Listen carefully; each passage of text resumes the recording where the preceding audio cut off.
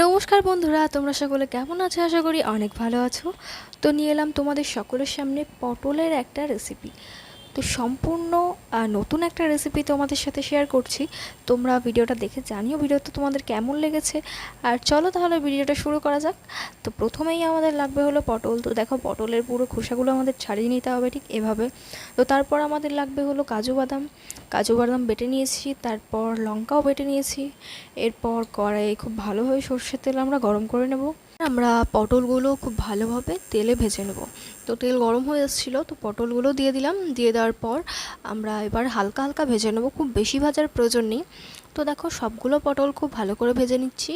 আর তার মধ্যে আমরা একটু লবণ দিয়েছিলাম, একটু হলুদও দিয়েছিলাম। এবার আমরা পটলগুলোকে ভাজা করে নেব।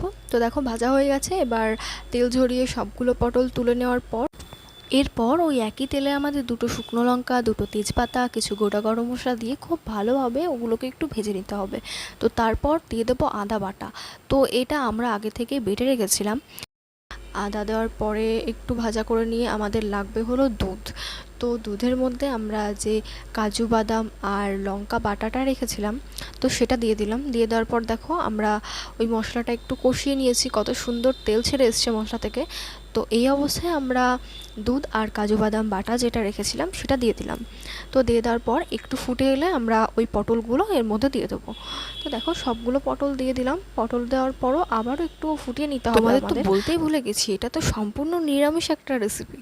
তো এই রেসিপিটা নিরামিষ হলো এত টেস্টি হয়েছিল যে যেদিন বাড়িতে এই রান্নাটা হবে সেদিন বাড়িতে ভাতই কম পড়ে যাবে। তো তারপর একটু লবণ দিয়ে দিয়েছিলাম, একটু চিনি দিয়ে দিয়েছিলাম। তো সব শেষে যেটা দিতে হবে সেটা হলো গরম মশলা আর 1 চামচ মতো ঘি। ব্যাস, তাহলেই কমপ্লিট আমাদের রান্না। তো দেখতেই তো পারছো যে কত সুন্দর হয়েছে। তো দেখতে যেমন সুন্দর হয়েছে, খেতেও কিন্তু বেশ সুন্দর হয়েছিল।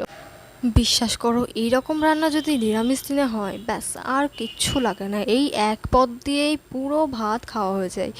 তো দেখো, গল্প করতে করতে আমাদের রান্না পুরো কমপ্লিট। তো তোমরা তো দেখতেই পাচ্ছ কত সুন্দর দেখতে হয়েছিল, আর খেতেও কিন্তু দারুণ হয়েছিল। তোমরা চাইলেই নিরামিষ দিনে এই রেসিপিটি ট্রাই করতে পারো। আশা করি তোমাদের অনেক ভালো লাগবে। তো আমাদের ভিডিওটা যদি তোমাদের ভালো লাগে তো একটা লাইক করে দিও। আর যদি রান্নাটা তোমাদের ভালো লাগে তো তোমরা অবশ্যই ট্রাই করতে পারো। আর ট্রাই করে কিন্তু আমাদের জানিও যে তোমাদের কেমন লেগেছিল।